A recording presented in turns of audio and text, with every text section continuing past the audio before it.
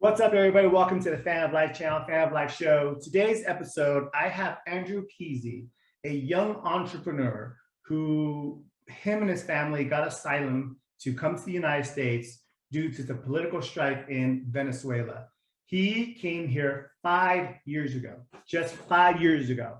And within 5 years, without speaking English, by the way, has gone from working in the trash recycling department of a casino here in Las Vegas, to washing dishes, to being in the cook line of a restaurant, to now running his own brokerage, insurance firm, being an entrepreneur, and building a massive clientele, all within 5 years. I love conversations like this because for me, I've said this many times, being a first generation immigrant, I have such an appreciation for America and the opportunities of America that I don't have the vocabulary to express. And Andrew and I bonded on that because, like I said, he's a first generation immigrant as well.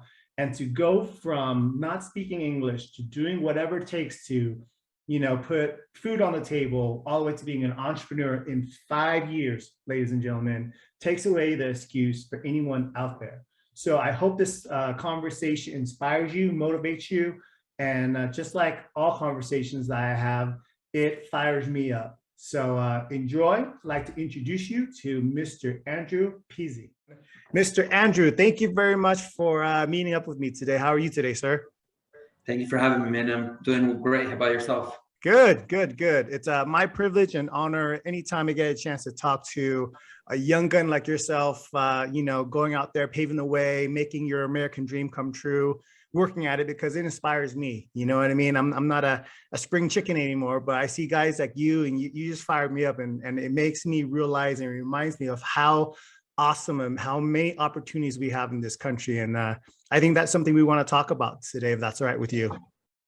Yeah, absolutely. Well, I mean, I couldn't agree with you more. The craziest part is that my plan was not to come to this country specifically. Because when you're in Venezuela, I'm from Venezuela, and you need a visa to come here. And that's very hard to get, especially because of the government, the communism and all that stuff. They don't want you to get out. Right. So for me to be here, it's just, such a privilege. I always tell people that I feel like I was reborn when I got to this country. So yeah, you know what? A lot of people do feel that way. So, before we get into your business and how you came to where you are now, tell me, if you wouldn't mind, whatever you're comfortable in sharing, share a little bit about your family and how you got to America, and maybe some of your memories of, leaving an oppressed country, a country that, really at this point has hurt its people beyond recognition of what Venezuela was in, from the 50s to the 80s, when it was probably the strongest economically in South America. So if you, can share that side of it a little bit, that'd be great. Yeah. So my family, thankfully, they are all here in the United States. The reason why I came to the US was because I have an aunt that left the country in, I think, 1995. And she did it because she married an American, right? Okay. So she married my uncle, and pretty much what happened was his company was in Venezuela, and they had operations there and all of that. And they met, they loved each other, they married, and she moved back with him and decided to start from zero with him here. So as things just got worse and worse in the country, in Venezuela, we made the decision mainly because my mom was an attorney back there.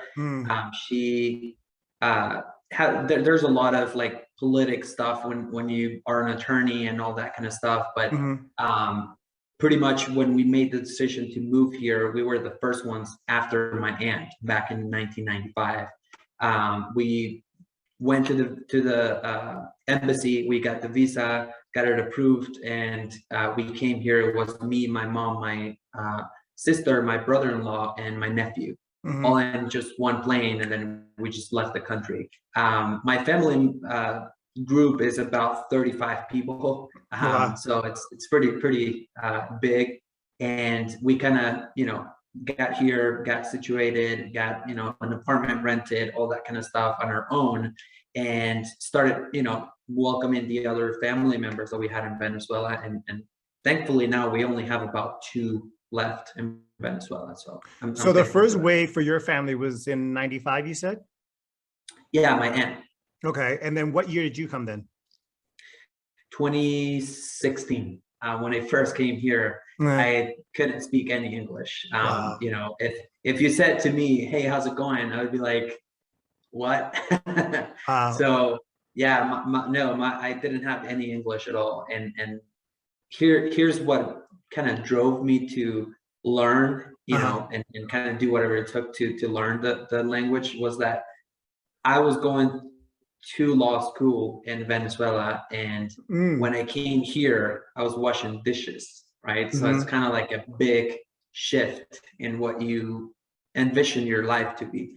And so, as I went and kind of saw what it took to kind of, go to the next level, the main thing was English, right? So I was like, whatever it takes for me to learn, I'll do it, because it's just the only way that I'm going to be able to kind of not be stuck here forever. Wow. And by awesome. here, I mean, at this position. So yeah. Let me tell the audience a little bit of background too. So I know Andrew because he right now is my insurance provider for my businesses, properties, personal vehicles, and my businesses as well too. So I'll definitely endorse it and provide all your information at the end of the video. But I got introduced to him by my wife because you actually used to work for the same restaurant she did. So when you're referencing washing dishes and stuff like that, that's what you were doing. And one of the things that impressed me so much, Andrew, about you is Autumn used to tell me, when you started learning English, right? In the back of any big kitchen, you're going to hear 80%, 90% Spanish, right? She told me you asked her specifically, please make sure you speak to me English only, because this is the only way I'm going to learn. You understood the value of integrating yourself and forcing yourself to change out of your comfort zone because you had a bigger picture for yourself. And for me, I think that's so impressive and so important for people to understand. I think a lot of times we get stuck in our own bubble and get too comfortable, right? So what year did you get your first job? Was that your first paying job as a dishwasher, or was there other gigs that you did before that? Well, the very first one, which lasted about a week, was recycling the trash at Mandalay Bay. Okay. So that one, pretty much what it was, is in the same casino as Border Grill, right? But this was like at a level that it didn't even know that existed. It's like all the way like down, like pushed to the end of the casino. There's this like big warehouse where all the trash from the restaurants and the rooms and all of that goes to. And then they have like this huge metal table where they dump all the trash. You open it, and it's like, there's food, there's like liquid, like there's everything just like splashing everywhere.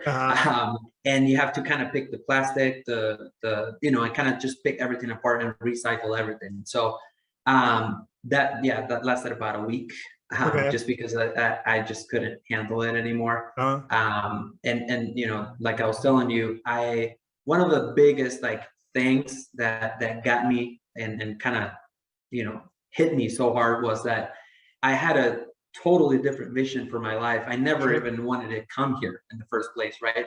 When I was there, because I didn't know what was going on, right? I was 16, 17, my mom was the one working, I was studying, and I didn't realize how bad everything was.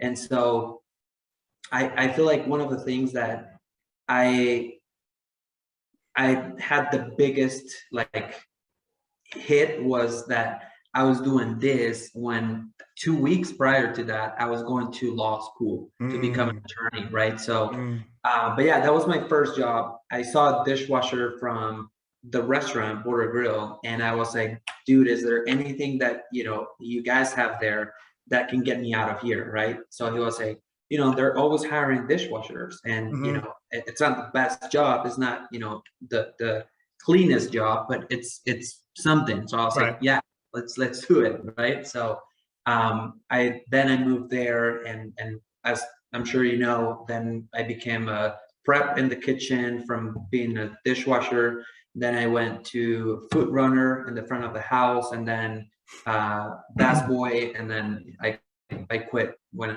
started working for in the insurance industry. Okay. I want to ask you about that then, because there's a mind trap that a lot of people fall in where they feel stuck, right? Wherever position they're in, they think this is all there is.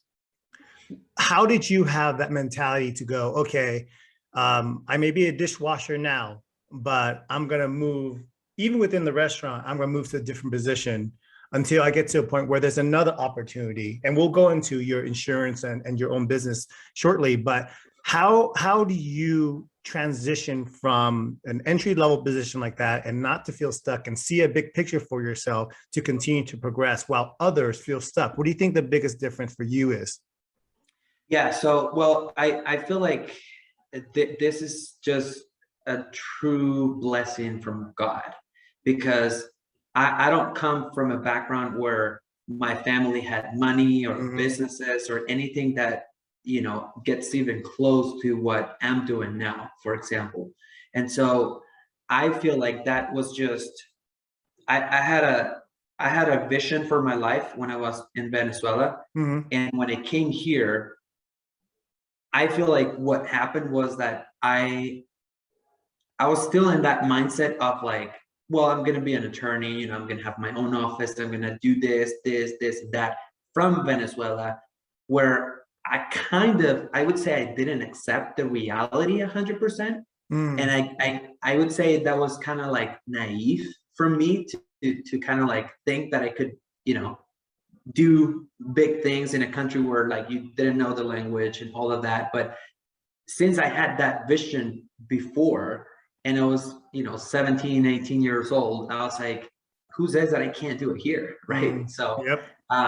that's when I started kind of realizing, the language thing, and I learned pretty quickly, because I would say probably 6 to 10 months into like being here, I could hold a conversation like with the basic stuff.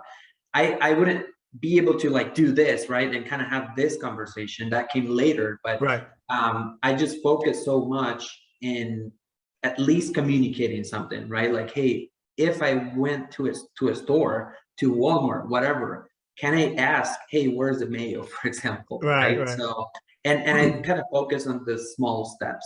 So Good for you. Good for you. So it sounds to me that you had a bigger vision for yourself. Life happens, life changes. It takes you to a different country, different road, different pathway, but you never let go of the vision of what you want to be, which was, bigger than what at the time you were, which is, a dishwasher or what have you. So you always had that in your mind, right? So I assume that between washing dishes and where you are now, it wasn't a smooth road. There's bumps along the way. There was ups and downs. Right now, I'm looking at you. You're clean. You look sharp. You look like a model, dude. Okay. I feel bad being right next to you right now. You look like a model in a nice suit and everything like that. But obviously, it wasn't all that. So tell me some of the challenges that you've had outside the language. Some of the challenges that you had that maybe, the closest you got to maybe even giving up or feeling sorry for yourself. And then second part to that is, how did you keep going? So if you want to share maybe some challenges, that would be great. Yeah, so there could be a long list of those, because They're right, man. Give me a couple. Not a problem. It wasn't easy. So and there were some days where there's still some days, but I have more confidence now in myself. But there were some days where I was like, I won't be able to do this, right? Like there was, for example, like if I went to, want to be a bartender, right? I got here at 18. I couldn't be until I was 21, right? Because there's alcohol and all that kind of stuff. But there were times where like I would just be washing dishes and just freaking crying. Mm. Because you know, you think about, here's what I'm doing. There's like the salsas and the stuff from because it's a Mexican restaurant, so they have like the chips and the salsas and stuff, right? So they would like splash like all over my face, and I would be like, dude, this is like, you know, humiliating almost. But I feel like hadn't I gone through those things, I wouldn't be where I'm at today.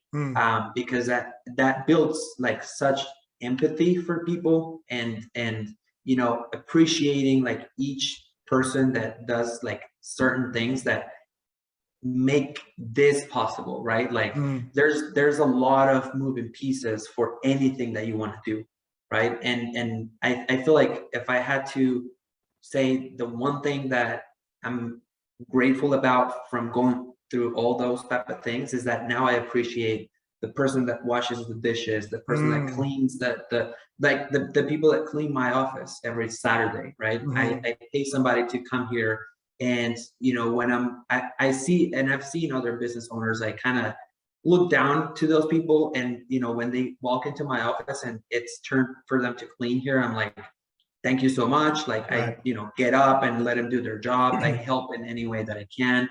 And I feel like that has helped me so much. But challenges, I would say the biggest, I would say, would be my mind. And I would say that the biggest one is my mind, or was my mind. Because I you know, I was 18 years old, or 19, 20, you know, in that kind of range years ago. And I doubted myself so much, right? Because I saw all these people and like what they were doing. And one thing that this country taught me was the country, like, it doesn't matter how old you are, right? The only thing that matters is what you do, your work ethic, your integrity, and you can do whatever you want to do, right? So I would say the biggest challenge would be my mindset, but and what actually happened to me was the environment too, because I wasn't surrounded by people that like thought big, right? That had money, that like showed me the way, right? I had to kind of just like plow through like every single obstacle that I got along the way by just reading, you know, studying, watching podcasts, and doing all that kind of stuff myself, because I knew that there was something there, but I just didn't know how to get there, right? So that's why, and to this day, if there's something that I'm doing wrong, I want somebody to tell me, right? Because I know that by recognizing the flaws that you may have is how you get better. So I don't know if that answered your question, or I went to No, not at all. It did. I mean, to summarize it, I think you're speaking for a lot of people, because your mindset is what holds you back. You know, majority of your life in any endeavor, right? I think the decision makes anything that's going to become great, it starts in here. Yeah. So if you don't know how to combat the negative thoughts, the fears, and everything else, you're never going to go through that hurdle. And what you describe as far as deciding and realizing that, you know what, my circle is not where I want to be. I have to venture out by reading, studying, listening to podcasts, and putting myself physically and my mind somewhere else. Then that's how I'm going to find my path. And I think that's been through history of anyone that's been successful. And I think that's key, that people take for granted. You know, it's like, you know, no offense to anybody, but don't go to your broke cousin asking for money advice. Don't go to, you know, your neighbor who parties and drinks all the time and say, how do I get my life together? How do I get in shape? You know, you got to put yourself in the environment to win. And that was very smart of you, even at a young age, to recognize that. So tell me how you went from, how did you get first introduced to the industry that you're in now, which is insurance? How did that come about? Yeah, so that was crazy. So pretty much what happened was, I've always wanted to, like, I would always tell my mom that she was an attorney and I was going to become an attorney. And it's because I've always had this obsession of like helping people. Like it's just weird, but from a young age, like whatever I could do for my aunts and my mom and my family and all that kind of stuff. And to this date, I keep doing the same thing. So that's why I wanted to become an attorney, because I saw like through my mom how like unfair the system could be sometimes. Sure. And so I just wanted to kind of just fight that in a way. So I feel like that is what I'm doing now. And the way I got introduced to the industry was through my ex-girlfriend's dad. So he owns an agency for American National Insurance, and I saw that they were doing well, right? They would go into nice trips, and they would have nice cars and a nice house, and I was like, okay, there's something here, right? So as I was talking to him, I was kind of getting more info on that and like what you can do with that. I realized how crazy the insurance knowledge is on people. It's close to zero. Like people don't have any idea of, most people, right? Don't have any idea of like how unprotected they are, right? And how maybe low limits that they could have, and if anything happens, like what the consequences are. So it picked my passion, because I was like, if I become good at this and I know what I'm doing and I know the industry and I know the products and I know everything, I could share this with everybody that I come across and make their lives better, right? Because and by the way, there's the money side of things too, because I'm a money oriented person, and I'm not gonna just say that I'm just gonna help people because it would be a lie, but it is doing it and helping all the people that you want to reach and you can talk to all the time. That kind of piqued my passion too. So I would say that I started, doing my research and all of that, and I didn't work for his company, and I kind of did my research of like the best companies, what make them great, all that kind of stuff. And so I chose State Farm because of that reason. So there's companies that pay more, so that's why I'm saying like it's not just money and it's not just helping people. It's kind of like a balance of the two. And that led me here. So how long have you been with that State Farm organization? 4 years. 4 years. 4 years. Yeah. And from what I've seen, you've built quite a extensive client base and clientele in such a short time, right? Yeah. And how does that work? Do they give you the opportunity to franchise and be your own broker, or how does that work? I chose to go work for somebody that was doing what I'm doing now and has his own office. And I think that was one of the best decisions I've ever made, is to go learn from somebody that is in the position that you want to be in one day, right? So I worked for him for 2 years, and the guy was just a blessing in my life. He taught me everything. He showed me everything. He was transparent about everything. This is what I make. This is what I spend. This is how I do it. This is how you keep the customers. Like everything, right? So, and you don't find that in many people these days. You don't find somebody that just goes, here's everything you need to know to become my competitor, right? So, because we're probably 4 miles away from each other. So that is, has been by far the best decision I've ever made, has been to go work for somebody else.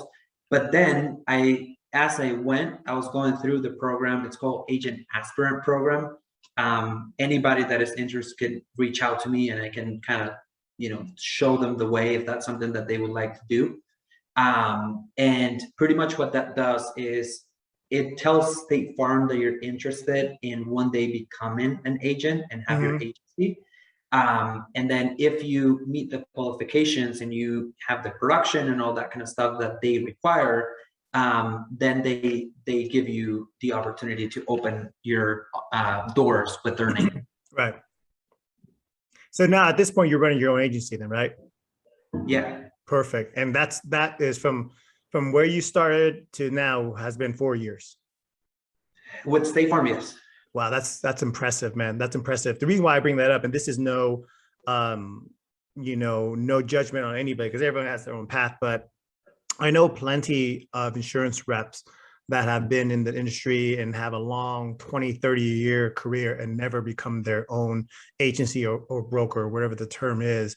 And for you to do it in 4 years is, number one, impressive. Number two, super aggressive. Number three, goes to show what can be done in a short amount of time if you're focused and if you believe in yourself and if you have a vision, right? You use that word a lot, and I like that word, is you got to have a vision for what your life is going to be like. Because if you don't, then you're kind of just going day by day and floating day by day. So, I'm very impressed, very proud of you. So I hope you continue success with that, which I'm sure you will. Talk to me a little bit about the philosophy and the idea of the American dream. I'm pretty sure I know the answer to this already, but I want to hear from you directly. Do you believe the American dream is still alive and strong? Oh, come on. More than ever, Yep. I feel like I got here at the right moment. Each person has their moment, and if you make the best out of it, it's going to be a great, time to be alive or to be here in this country or anything that people say. But the information that we have right now is so, like, if you don't take advantage and you don't get where you want to get to with all the information that we have, right, is because you're not putting in the work, right? In my mind, and the American dream is more alive than ever. Because I'm a living proof. I got to this country 5 years ago, and I'm not rich, right? But I'm doing well, and I'm kind of taking the steps to get where I want to be at. And it's a few things. The first one is the opportunity is there for anybody. And that is something that you don't have in any of the South America countries. Because if you go to any of those countries, if you're an immigrant, you can't really open a business. You can't open a bank account. You can't purchase a car. You can't purchase a home. You can't really do much unless you have everything cash, right? So, and then getting cash to pay off a house in a country that is, has that money crisis is very hard. So, this country is, and this is going back to where I say that I feel like I was reborn when I got to this country, is because I feel like I had to shift and change everything that I knew before, because it's totally different, right? And you can get to where you want to be so much faster than like any other place that you can be. And yeah, you can't be in a better country, or you can't say that, the American dream is not alive, because it would be kind of like a lack of knowledge at that point if you say that. Right. You make me smile, man, because I on a different podcast, I was telling somebody I love and appreciate this country more than I have the vocabulary to express. And I think I find that with a lot of immigrants, especially first generation, right? Because we have something to compare it to. And, I heard a saying a while ago, and it really stuck with me. It said that, most Americans, especially that were born here, they basically treat freedom like a trust fund. And they're a trust fund baby, meaning that they were born into it, never had to work for it, never realized the value of it. So they don't appreciate it as much. And of course, I'm talking in generalities, but not everyone is like that. But I think if there's any message that Andrew, myself, is sharing for anyone that wants to listen, is don't believe the bullshit that's out there. Don't believe the hype. This country in this day and age and this time in our history, forget the politics. I'm talking about just you as an individual. There has never been a better time for you to carve out a piece of that American pie, a piece of that American dream than now. You've done it in 5 years. And I'm debating if I want to say this statement, but we're going to be honest, right? So I'm going to say the statement. And I hope it doesn't offend anybody. I'm 45 years old. I've spent 40 plus years thinking about someday becoming a millionaire, okay? Having over millions of dollars in assets. When I finally decide, my wife and I finally decide to do it, it took us less than 2 years to achieve it. Yeah. And that sounds real. And people that get offended by that statement, then you're listening to the wrong podcast. But the people that are still listening, I hope you find inspiration in that, because Andrew and I, our story is a story of millions of people. It's just a matter of if you decide to put the work in, and if you believe in yourself, and if you surround yourself around by the right people. So that's beautifully stated, Andrew. I appreciate that. So let me ask you something. What would you tell if you had a chance to talk to the next generation of kids?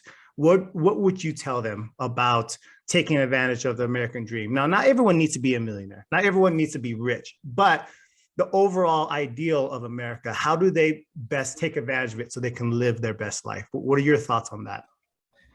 Yeah, so, well, I would say, first of all, you have to realize what is it that you want to achieve, right? And I think that's the most important thing, because I can tell you that when I was probably 10 years old, I wanted to have money. There's something about that I had an uncle who passed away years and years ago, and he had money. He probably was the only one person in my family that I could say he was well, and anything that he would say, we would do. We're going here, we went there. We're leaving this day, we left that day. We are coming back this day, we came back that day. So for me, that is something that I wanted to have in my life, right? And I wanted to blend that with helping a bunch of people, right? That freedom, that like, it gives me this, like, it gives me chills every time that I think about where I want to be for the next, 5 or 10 years. And that's what I want, right? And I've wanted for 15, 20 years, right? So it's not something that I woke up this morning and I said, oh, I want to be a millionaire, or I want to have a lot of money, or I want to help people. No, I've wanted it for so long. Right. And it is the most important thing to be clear on what do you see yourself doing, and not specifically to like what kind of job or what kind of industry, is what is it that you want for your life, right? Because then you can put the pieces together and make it happen, right? Because the information is there. I've paid thousands of dollars in courses, and and I just invest so much in myself, because I feel like now I know how to get there, right? I didn't before, but the tools are there if you know what you're looking for. And so I would say that the most important thing for me is knowing at least where you want to go, and how you get there. It's out there, right? You can research it. You can hear, this podcast, and you can, do so many different things these days to get where you want to be. And it might be to be a general manager for a company, which is fine. Like I have this conversation with my sister all the time, and everybody has to know that the only thing that matters is what you're doing gets you fulfilled, right? If it's 40,000 a year, which I don't think it could be, because then your stress levels go up. But if it is, that's fine, right? And I remember, I'm sure you know who Gary Vee is, right? He said, the people that are making $90,000 a year that become business owners and make, I don't know, 60 or 70, but are happy because they get to go home whenever they want to, that they can spend time with their kids, that they get holidays off because they're business owners, they can shut down whenever they want to, and are happy with that, totally do it. And I totally agree with that, right? Now, my goal, I want to make way much more money than what I'm making now. But if you have another goal, which is, probably 80,000, have a good, job title at a company that is, stable. There's many people that think that way, right? They just want to get to a certain point and they're fine with that. If that really fulfills what you want to do, totally fine, right? But you can't start there. And that's what I see many people do. Just think like, oh yeah, this person is a general manager, like what a, butthole, and all that kind of stuff. Sure. And it's like, no, like just see that as your vision. And I did it, I started recycling trash, then I went to dishwasher, then I went to the kitchen, then I went to the front of the house, then I started working for somebody else. And I built to where I'm at, and I'm still, I still have these visions of things like what you guys are doing, right? And I don't say, oh, these people, they just have all these houses and all that kind of stuff. No, Right. you worked your way there, right? So, but you have to have that vision. And then when you know what it is, then the tools are going to be there, and they're everywhere. You can go buy books, you can hear podcasts, you can buy courses. Like if I tell you that I've spent over $20,000 in courses and stuff like that, I probably have spent more than that. Sure. Because then now I can go, okay, I know how to make this happen, right? But there's steps. And I feel like there's people that see all this like fake, lifestyle and things that people put out in the social media, like just cut the BS, right? That doesn't happen overnight, right? And you get desperate, like, and you want to just achieve it right now, and you don't enjoy the process, which was my case sometimes. I just wanted to hit a certain number, and when I hit that number, then I wanted to hit another number, and so on. And so what I learned was, it's not the number, right? Because when I took the attention off of the number and actually executing, I got to the number super easy and quick, right? Because I did what it took to preparate myself to get there. So I would say the starting point would be knowing what is it that you want to do. That's beautiful. That's beautiful. And so important, because people go through life kind of just floating, right? And one day they're 18, and the next day they're 48, and the next day they're 60, and they go, whoa, what happened? Life is a beautiful thing, or can be a beautiful thing, but it's real fast and it's real short. And I don't care if you live to be 100, it's still, in the scheme of things, it's still real short. So it is so important for you to discover what is it that brings you joy, what is it that makes you happy, and then reverse engineer it and find a way to get there as soon as you can. Because you don't want to spend your days, whatever the amount of time you're here, just getting by, because life isn't meant to be getting by. Now, if you're stuck in Venezuela, if you're stuck in a third world country or oppressed communist regime, North Korea, there are actual limitations set on you, physical, policy-wise, everything else. But I'm speaking to people right now living in the United States of America in 2021, 2022. No matter what your life's challenge is, Andrew, myself are examples, you can achieve what is it that your life's desire is, if you're willing to put in the work. So Andrew, before we wrap, I want to get to know you a little bit more. So what does Andrew do for fun? Obviously, you were in the restaurant business. I'm sure you are a big food guy, I hope. Food and wine guy, maybe? Food and beer more. Food and beer? Okay. Yeah. What are some of your favorites? The beers. Beer and food. Yeah, so beer, I like Stella, I like Modelo, and those are pretty much my two go-to beers. And then food, steak. I'm a big meat guy. Good for you. I like meat a lot. So I like to go to steak houses, and there's one in downtown called Triple George. If you haven't been there and you like steaks, it's super good. What do you get? You get the ribeye? What do you get there? I get the ribeye. Yeah. They have the tomahawk. Oh, all right. Which is the ribeye, but with the bone. With the bone, which is like the best thing that they have in there.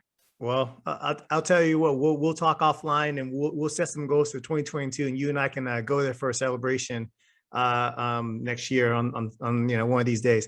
Personal Yeah. life, single, girlfriend, what's the status there? I don't want to get you in trouble, so Um, if it's no, complicated, you don't have to So answer. I'll cut this part. no, that's fine. That's fine. No, I'm single. I haven't married anybody yet, but I do live with my girlfriend. So, Okay. but yeah, so for fun, really, what really brings me fun is growing. So Yeah. I would say that I'm in a stage of my life, where learning more, getting to do more, learning to be more efficient brings me so much fun that just time just flies by. Now, that can't be your relationship with somebody. Right. So we travel a lot. We try to travel, every couple of months at least, Right. somewhere new. We do a lot of outdoor stuff, and we just went to Denver last month and rented a cabin up in the mountain and kind of just Nice. spent the weekend there. And we kind of do like those type of things, those things that disconnect you from everything that is going on. And yeah, that's pretty much what we do. And it's a balance between, my relationship, my family. I love to spend time with my family too. So that's something that I focus a lot of my time to. And that's what actually got me interested in efficiency. Um, be as efficient as possible so that you don't have to spend your whole day at the office trying to achieve the goals. If you can be efficient and get them done in a shorter period of time, so that you can go home and enjoy your girlfriend and your family and all that kind of stuff. So we do a lot of that. We hang out with our family, and do anything. We Right. grill some steaks, or have a beer, and just talk, and all that kind of stuff. So So you hear that, ladies? When you slide into his DMs, make sure you only ask about insurance and business. He has a girlfriend, okay? Leave him alone. Mr. Andrew, I am so happy to know you and to get to know you. Your story, your journey is just beginning, and it's very inspiring. And like I said, I get a chance, and I'm very blessed to talk to a lot of quality people, and to count you as one of those people is a blessing for me. But the fact that you've been driven so young and been able to do things, in such a short amount of time inspires an old dog like me too, and fires me up too, man. So I appreciate you very much for your time. Before I let you go, I always like to ask, if you can, is there any last words of wisdom, encouragement, belief, anything that you want to share with the audience to kind of just have them get out the door and chase after their life's purpose and their best life? If you have any tidbits, feel free and share. you really, like, this sounds so cliche, but you really can do anything that you set your mind to. I know my potential, and my potential is like so much more, right? And so if you know your potential, go after it, right? And so going back to, it's just the best time to be alive right now, right? And Yep. if you're in this country, you're blessed just by being in this country. And Tony Robbins says it, like, if you're in poverty here, you're in the top 1% in the world. Yeah. So I appreciate that, and don't stay there, right? Right. Don't stay in the okay, yeah, I'm in the top 1%, because that's what I see a lot of people do too, is they can pay their bills, they can kind of get by, and that's all they think they can do. Because here's what happens too, Rick, when you have your environment against you, it's easy to settle, right? And it's easy to just say, this is what my parents did, this is what I see everybody doing. I hope and I wish I could get there, but I don't think I can.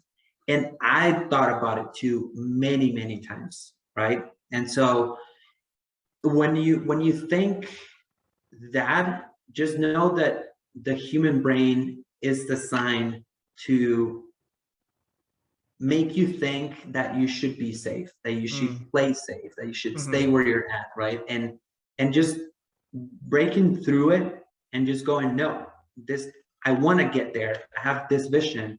I know that there's ways. If somebody did it, why can't I? Right? And so it's hard, and that's one thing that I can probably, I know I'm going to relate to a lot of people when I say it's just hard to overcome that fear of like, am I gonna, fail? Am I gonna, like, not get there? I'm not good enough. I don't have the resources. Like, I didn't have any of that. What I did have was a mind of like,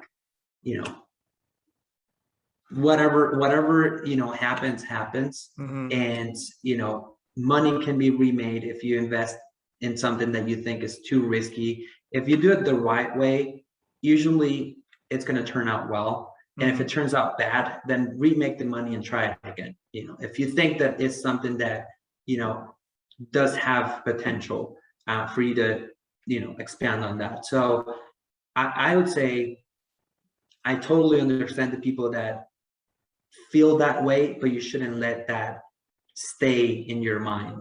You shouldn't let that be the driver of the decisions that you make, because if you let that fear stop you, then your potential is just going to be wasted in there. And that's what I always tell myself. It's like, if you stop right now, that you have all these different ways that that you can achieve your goals, then what do you do all that for, right? Or what do you have all that potential for? And so I would say I understand those people, but if and if you feel that you're destined to do more, because that's what I feel like every single day, like it's just, I'm not reaching my potential, is go after it, right? And overcome that fear and make it happen. And there's a lot of people that are going to help you along the way, which is another thing to, this country. How old were you when you came to the US? About 4 or 5. So I came 1980, I believe, or 79. Okay, so one thing that I can tell you is people here help you like no other place. 100%. There's a lot of people that just want to help other people, and I'm one of them. Like, if that's something that you want to do is become an agent, come work in this office and I'll freaking show you everything, like what I'm making, what I spend, what I do, what I don't do, how I do it, all that kind of stuff. There's many resources, and there's many people in this country that are just like that. I feel like I'm in debt with everybody because of what I have now and what I got and what I know, that I just want to pay it back, and I just want to pay it back by just sharing the knowledge and doing anything I can to help anybody. And I feel like a lot of people are like that, because the more you have, the more glad you get. And that usually turns out to be the person wanting to give all that back to other people. And so if you take that and combine it with just a small like drop of faith that you may have in yourself, knowing that you can do more, put those together and you'll see a huge growth in your life. That's beautiful, man. We'll wrap on that note. And to reiterate, I mean, what Andrew is saying is 100% true. The people that are super successful and are genuinely happy, because I know a lot of people that are financially successful but miserable. So there is a caveat to that. When you talk to someone that is financially successful and genuinely happy, they're an open book. And I found that to be true over and over. And what Andrew is saying is correct. Find yourself the mentors, the friends, reshape your circle so that you can create the kind of life that you envision for yourself. But going full circle, what he said earlier, first, you have to define and envision what it is that you want, and then work backwards on that. So with that said, Mr. Andrew, thank you so much for your time. I look forward to checking in with you as time progresses. We'll go grab that tomahawk steak soon. And Yeah, as sure. you move higher into the next evolution of your business, your entrepreneurship, and who you are as a human being, I love to have you back on the show, especially when the studio gets being done. We'll invite you back. And I thank you so much, man, for your time. We'll talk soon. All right. Hey, thanks for having me.